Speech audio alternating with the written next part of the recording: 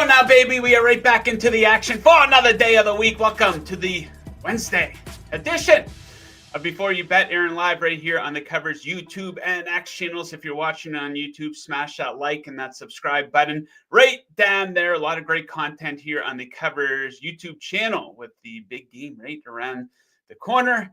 So you're going to want to be subscribed. It makes our content much easier to find. Okay, so a big show coming up today. John Middlekauff will be by here in a matter of seconds to take a look at the big game, take a look at the games that happened over the weekend, and talk some of these head coach hires in the NFL. Then in the second segment of the show, really good looking board, a massive board in the NBA tonight. I have my three best bets for that. John Metler's out sick again today, or as we call it around here, load management. So hopefully John Metler will be back with us tomorrow. If you guys want to participate in the show today, very easy to do so. Hit up that live chat on YouTube, on X. What do you like in the NBA tonight?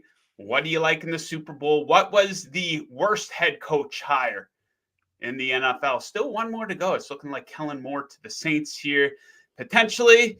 Okay, let's get right into the action. Let's go down to our man down there in Arizona, John Middlekauff. Okay, John, no beating around the bush. Let's get right to it. Your prediction for this Saturday's WWE Royal Rumble. Who are you taking? Hulk Hogan. Hulk Hogan. He came out at Monday Night Raw a couple weeks ago, and they booed him out of the arena. I saw that. Hulk Hogan, Stone Cold, The Rock. Those are Roddy Piper. Those are my guys. I appreciate the business. Watched that documentary on Vince. Yeah, which was all over the map. But I mean, what an incredible story of building the business. I haven't, the new age guys. Right when I went to college in the early 2000s. I'm not trying to act like my era is the best, but I would say The Rock, Stone Cold, Goldberg, kind of that late 90s, early 2000s was pretty special. And Vince even admitted it in the documentary. I mean, that was a game changer for him. Yeah, my son's taken to it, so I use that as an excuse to tune in. So we will be tuned into the Royal Rumble here this Where weekend. is it? It's in Indianapolis. Okay. So should be a good event. And I will say about the Royal Rumble, some people probably know exactly what I'm talking about. This is one of the better betting events that you can participate in. You get a bunch of guys together, get a bunch of beer, a bunch of junk food, maybe some other stuff, and you draw numbers. And you each pay like $5-10 for a number. And if the guy who comes out at your number wins, you get all the money. It's a fun, degenerate way to bet. Is it still pay-per-view or is it now Netflix? How's that? What's their business model? In Canada, it's all on Netflix. I don't know if it's like that in the States. So it's very convenient up here. Heck yeah. So, okay, a little bit of wrestling talk off the top here. Let's shift gears over to the NFL. Okay, so we have a rematch from the Super Bowl 2 years ago. Eagles, Chiefs. How do you think the teams match up this time around? Is it as simple as going with the basic strategy of taking the better head coach and quarterback pairing? Well, I think when you look at two teams that are this talented, I don't think it's crazy. One thing, the Eagles are a dominant rushing team. I mean, they had one of the great rushing seasons of all time. Obviously, they have a fantastic offensive line. And, I think it's pretty clear Saquon would have been on a good team for the majority of his career. I mean, we'd be talking about a Hall of Fame level back. I mean, he put him on a good team and immediately has a Hall of Fame level season. But I was just looking, I mean, the Chiefs, there aren't many good, better run defenses in the NFL than the Chiefs. And when I looked, there was a lot of Minnesota's, Baltimore's, Detroit's, Green Bay. I mean, basically all the teams that were in the playoffs. And Green Bay was a really good rush defense. And you watch the way that they played the Eagles, it's much more difficult if they can't just run at will on you. And the other thing we know with the Chiefs is every single game, whether they're playing Alabama, whether they're playing the 07 Patriots, or whether they're going to be playing the Bills, they're going to play in a tight game. And when they're in a tight game, there is no team that we would take over the Kansas City Chiefs. I just think that it's going to be, I have a hard time seeing Saquon bust out huge runs.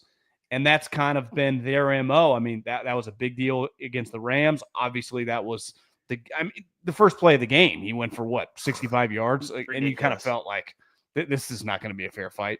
And obviously, once he starts going nuts, if Jalen's healthy, that opens up his running ability. So I just think I have a hard time seeing them run wild like they've been doing.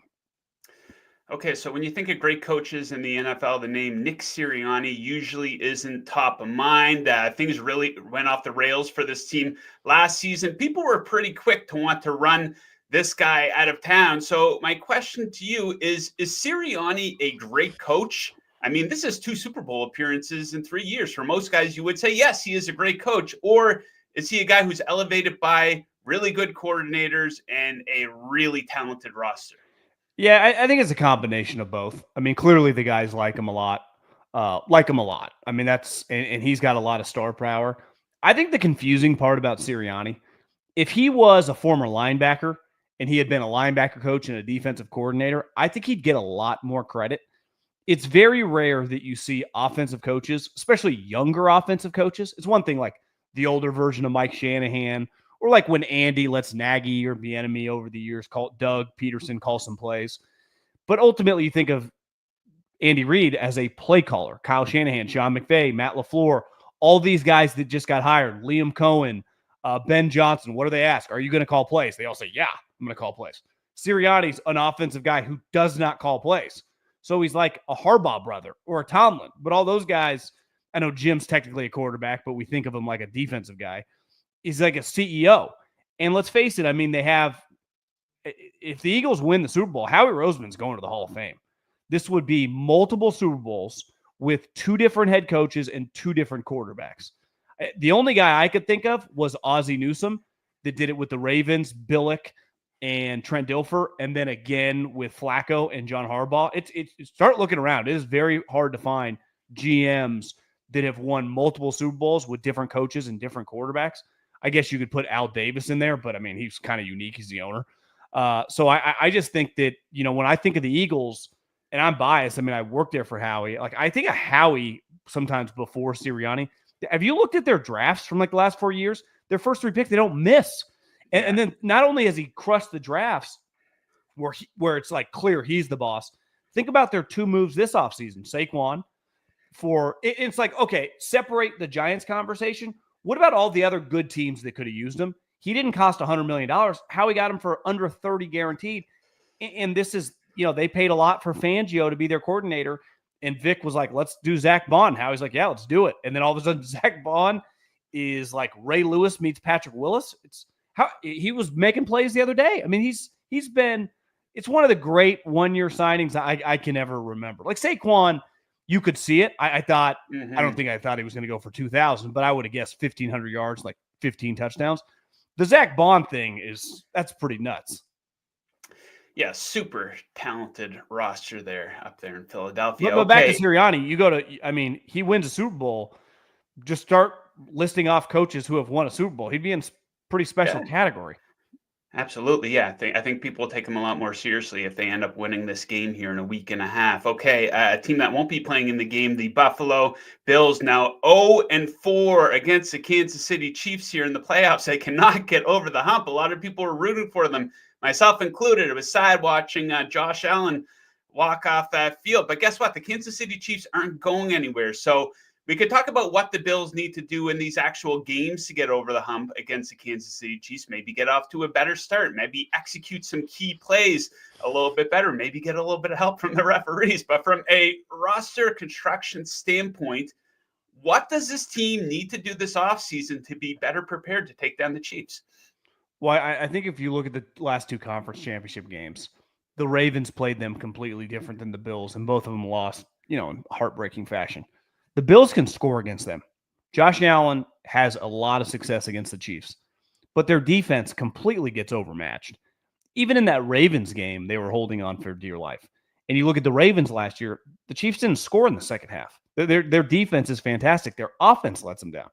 Honestly, if you combine the 2 teams, the Bills offense, when they play the Chiefs, and the Ravens defense, you'd have a team that can finally knock out the Chiefs.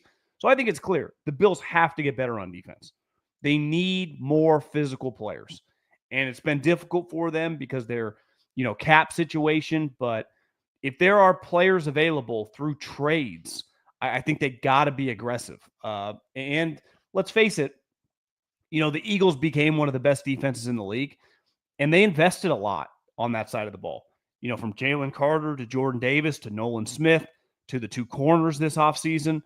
And I think you just got to draft defense, because their offensive line's good. They have good weapons. Cook is a really good running back now. But, man, their defense is simply just the eye test. DeMar Hamlin is a great story. If he's your starting safety, I mean, I think you got some limitations. Okay, John, on to some of these head coach hires. And one of the hires I was met with a lot of positivity for the most part is Pete Carrol to the Raiders. It is a very difficult spot for him, though. No quarterback, and you're in a division with 3 teams who made the playoffs this past season, including one team that's an absolute dynasty. It's also a bit of a unique situation. I think usually when you bring a head coach on, you're hoping, hey, this is going to be our guy for the next 10 years, at least, hopefully, if everything goes to plan. But here's Pete Carrol. 73 years old, so there's an expiration date. What do you think the expectation is for him and this team over the next couple seasons? I was thinking about that the other day. I think it's a weird spot. Like, I like the hire, and I think it's a no-brainer hire for the Raiders. But, their roster is really, really bad. I mean, it's one of the worst in the NFL. And the one asset they have is Max Crosby, who's gone on record and said, I'm out of guaranteed money. We got to figure something out. And he's also complained about not winning. To me, the right move, if you were Spytek and a young coach, would be to trade Max Crosby. A couple ones, essentially like what Russell Wilson was or Aaron Rodgers, kind of reset with some draft picks. You saw the Chiefs do their version with Tyreek Hill, and they were winning. But Pete Carroll is going to want to coach Max Crosby. And I think it's going to be very, very difficult because their roster relative to the other 3 teams in their division isn't even close. And like you hit on, there is no quarterback. Now, Tom Brady, I think, simmers everything. These essentially are Tom Brady hires. So I would imagine there's going to be a little less knee-jerk. But if you remember, and this is a long time ago, when Pete got to Seattle, I think they broke the NFL record. I'm pretty sure it still stands for most transactions in a year. I mean, they were cutting guys, they were trading guys, they were signing guys, then they would cut a guy.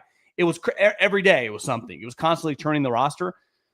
But Pete had gone there and he was breaking the things down to the studs, like what he should do with the Raiders. But at 73 years old, I watched him talk like he doesn't plan on, in his mind, hey, we're going to try to be a wild card team. And I don't even know how that's possible. We'll have to see, obviously, what they do this offseason. But I don't think he's coming in with the mindset like he did when he showed up at USC and then when he showed up at Seattle. I mean, I don't know how much of the press conference you watched, but he did not talk like that. Or Spytek, this guy, young general manager, you would think he'd want to kind of go do what the Lions did, break this thing down and then take it. But, listen, Spytek, great opportunity to work with a coach who's been there and done that. But also kind of a weird spot where it's what are you going to do? Tell Pete Carroll, no, we're not doing that. So I understand why they hired these 2 guys. I like these 2 guys. I do think it could get a little weird because if I'm Spytek, it's hey, Pete, we get 2 ones, a 4, and a player for Max Crosby. He's 28 years old and he wants $100 million more guaranteed. I'm trading him to the Packers or whatever.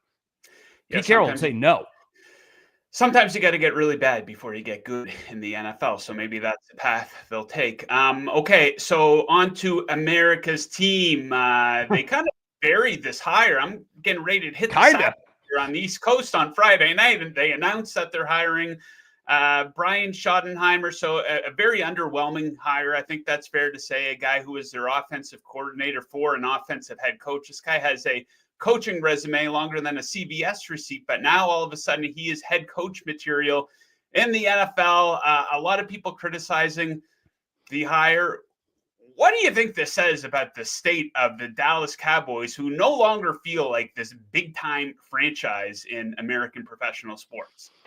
Yeah, I mean, pretty chaotic. I think, the narrative around Jerry, I think Jerry's created all this. Because I think the way that Brian Schottenheimer is being discussed is like he's Jim Tom Sula or going to be like Urban Meyer. This guy's coached in the NFL for a couple decades. His dad was a pretty legendary coach. I actually don't think it'll be that bad. He could just be Mike McCarthy, which I think is kind of why Jerry just this is the easiest route.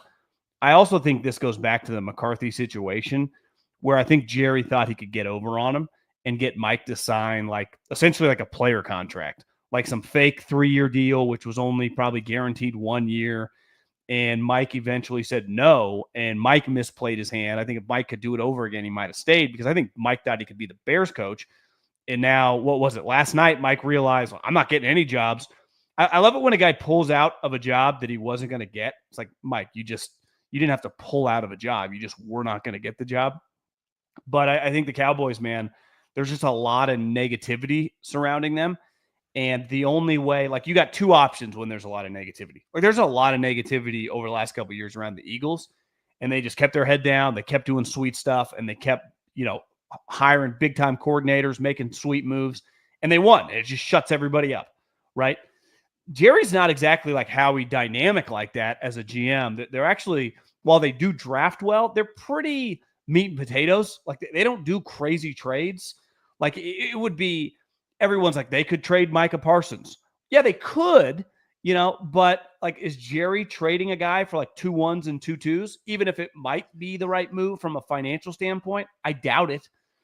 So it's like, I think it's very, very difficult for a first-time head coach, kind of gets bullied by the GM, who, let's face it, is just obsessed with it being about him. And I've always defended Jerry. Yeah. It does feel like during the Mike McCarthy era, it felt like Jerry was even more tempered down with Garrett. Feels like he's really kind of gained control over, like, I'm going to do whatever I want, whenever I want. Maybe it's just we all know older people that are a lot less wealthy than Jerry that just kind of do and say what they want. And that's kind of the stage of life Jerry's in. Yeah, kind of an unusual press conference talking about glory holes. And do you know what that means, Jerry? I don't know if he did. Oh, Jerry does. Okay. Yeah, he probably does. You're right. Okay, so one coach addition, I don't think it flew under the radar, but I think one of the better ones is Robert Saleh returning to the San Francisco 49ers as defensive coordinator. I often say on this show, some guys are meant to be coordinators. I was pretty critical of him as head coach of the Jets, but he was a fantastic defensive guy. That's not really debatable. So I think for the 49ers, there's a couple ways of looking at this team. This past season, everything that possibly could have went wrong did. They have some legit excuses. A lot of players went down. So you can look at it that way. You can also look at it going into this season and say, a lot of these top guys are getting kind of old. Is Christian McCaffrey going to return to form? Deebo Samuel appeared to regress. Brock Purdy didn't close out the season strong. So what do you think is more likely for the 49ers next season?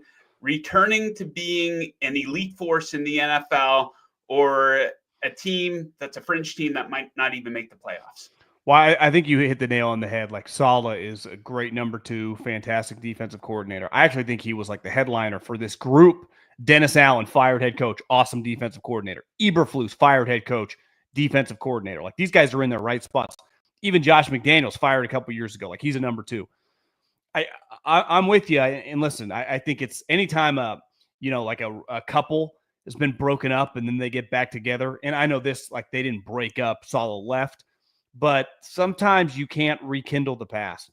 And, I think a lot of people, when they close their eyes and they think of Robert Saleh, it's the Super Bowl run against Andy Reid and how awesome he was. He actually came back the next year in 2020 and they were terrible. Now, they had a million injuries that year as well. But the Niners have had eras and runs of this Kyle Shanahan tenure where they've had a bunch of injuries, and they're like a way better version of the Cowboys because they got more good players, but they're pretty top heavy. So the moment you lose, Fred Warner has a broken bone in his ankle and he is not 100%, and Nick Bosa starts missing time, you're in trouble. The defense that he led the Super Bowl, the Niners to the Super Bowl, and they had, like, I think the best defense in the league. Richard Sherman, who's a Hall of Famer, was an All-Pro. They had DeForest Buckner and Eric Armstead to go along with Bosa and Dee Ford. Like, that's a lot of firepower. And, they had Jimmy Ward that's now on the Texans, who was a really good player. Greenlaw was young coming on, but if you remember, Greenlaw made one of the most famous tackles in Niner history against Seattle. I guess it was at the time maybe week 17 at the goal line. I mean, they would have gone from the 1 seed to the 5 seed. It was kind of like a Minnesota-Detroit situation where, despite having a great year, so it's a no-brainer hire for Kyle. And underrated hire is Saleh's also bringing his special teams coordinator. The 49ers special teams, even when they've been good, has been atrocious.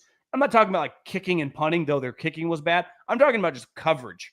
It's just not good. So this is a guy who Robert Saleh he's been on, I think, with the Jets since 2016. So I don't think Robert Saleh is going to be like everyone's expecting like Buddy Ryan or something. It'll just be better than it's been. But if their special teams is better, I think they'll be okay. But like you said, honestly, it's offense. It's more the issue than defense. Like Christian McCaffrey, the guy, couldn't get on the field. He had to go to Germany. Trent Williams, when they were clearing out their lockers Monday after the season, was still in a boot in a scooter. Brandon Ayuk had his leg snapped. Yeah. And the elephant in the room is Purdy's contract. And people are like, well, even the first couple of years of these massive contracts, the cap hit's really low. Like Jalen Hurts' cap hit's $12 million. Purdy's cap hit is currently $1 million.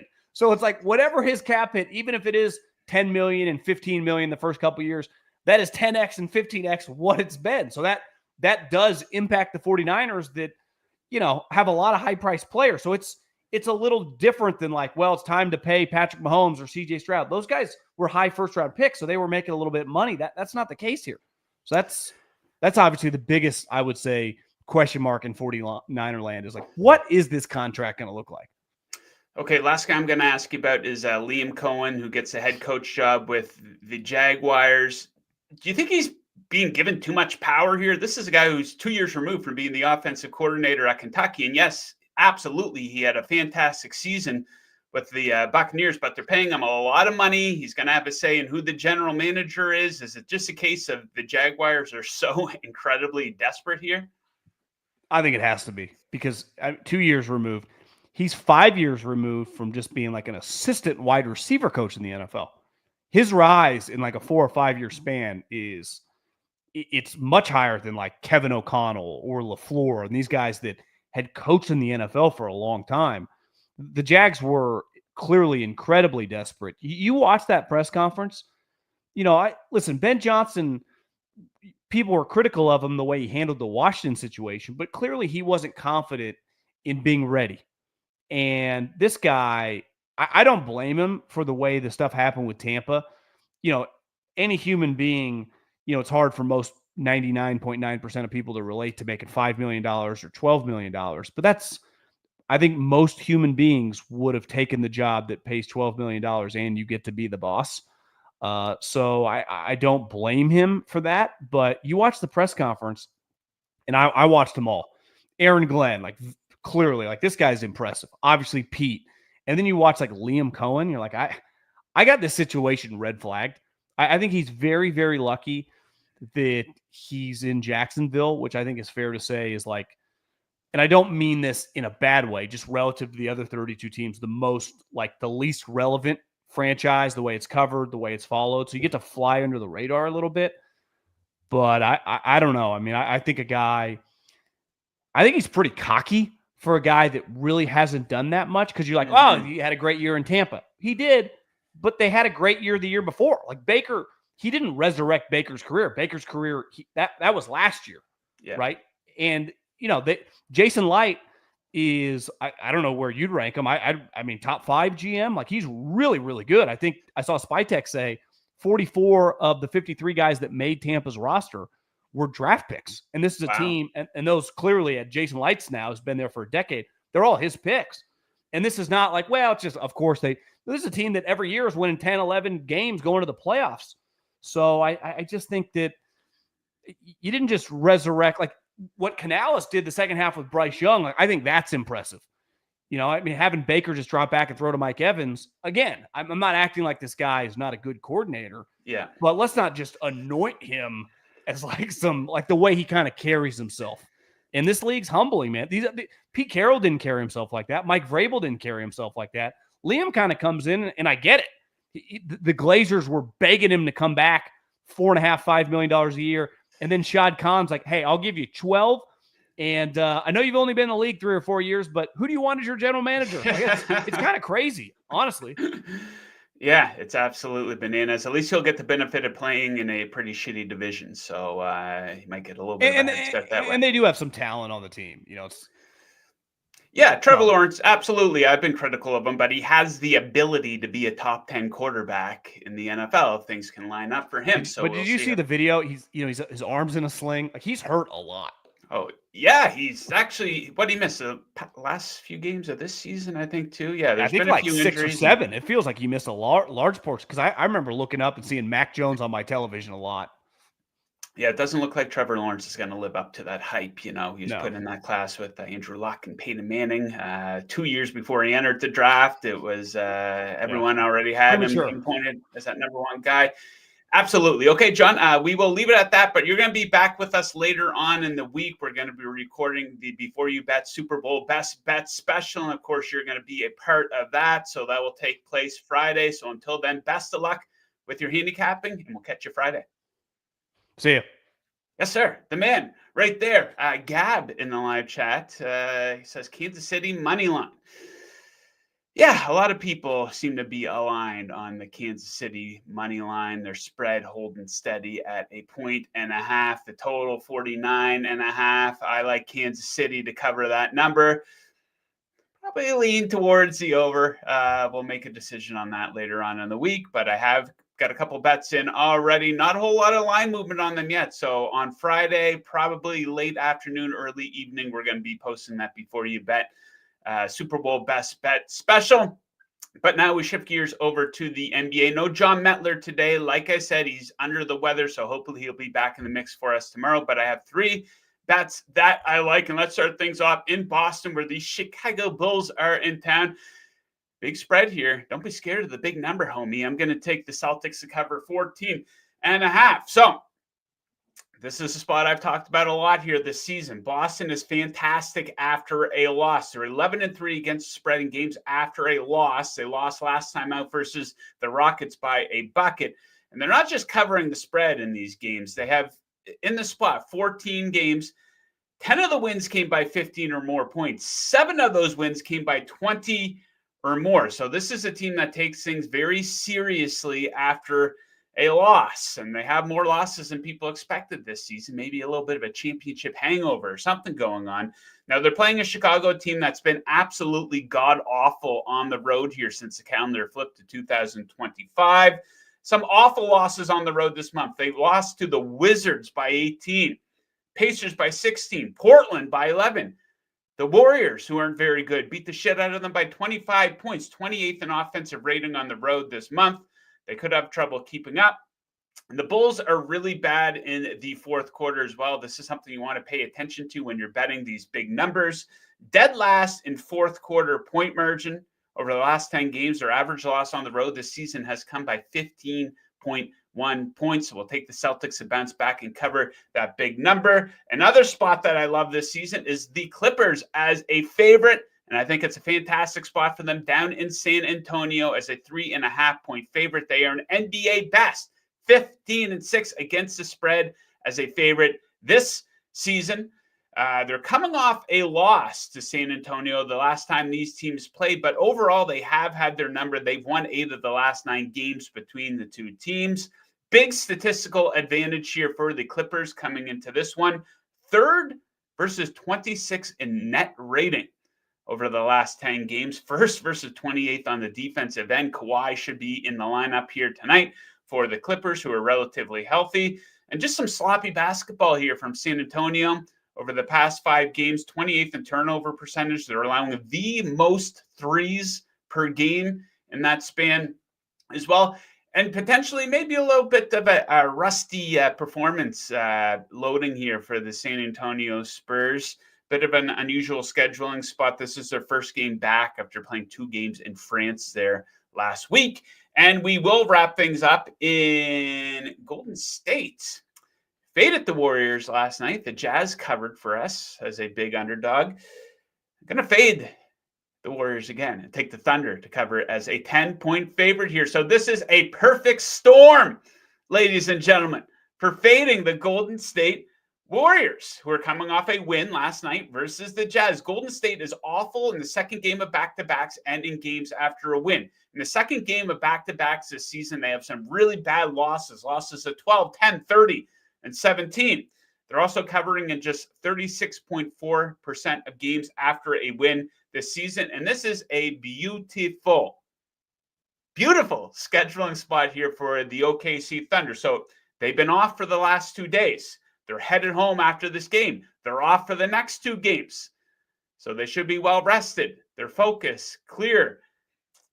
And attention goes everything right into this matchup here. And you dig into the stats here, it's not even close, guys. Number 1 in net rating over the last 10 games for the Thunder, 20th for the Golden State Warriors. So kind of a chalky night. Well, a really chalky night for me. 3 favorites, 2 of them are double digits. But like I said, don't be scared of the big number, because I think some pretty good ammo to back those bets up here tonight. Okay, so that's it for the Wednesday edition of the show. Kind of a weird point of the sports calendar here when you have the 2-week break leading up to the Super Bowl. A lot of people's Super Bowl coverage will ramp up in the week immediately ahead of the game, and that will be the case for us as well. But we will be with you guys again tomorrow. Hopefully John Mettler will be back. We'll be digging into the NBA. We're going to be back Friday as well, and we're going to be having all of our NFL analysts, football analysts together Friday. We're going to pre-record that one and release that sometimes Friday afternoon or perhaps early evening. All of our best bets conveniently in one place for you guys to check out. Okay, that does it for today. Thank you to John Middlekauff for joining today. Thank you to producer Mick for putting together a nice show for us. Thank you to our sponsor, BetMGM. Make sure you check them out for all your sports betting needs. Just an avalanche of betting options for the Super Bowl over at BetMGM. And thank you, most of all, goes out to all the viewers for tuning in today. Enjoy the games tonight. Best of luck with your bets, and we'll catch you guys again tomorrow. Let's go Thunder.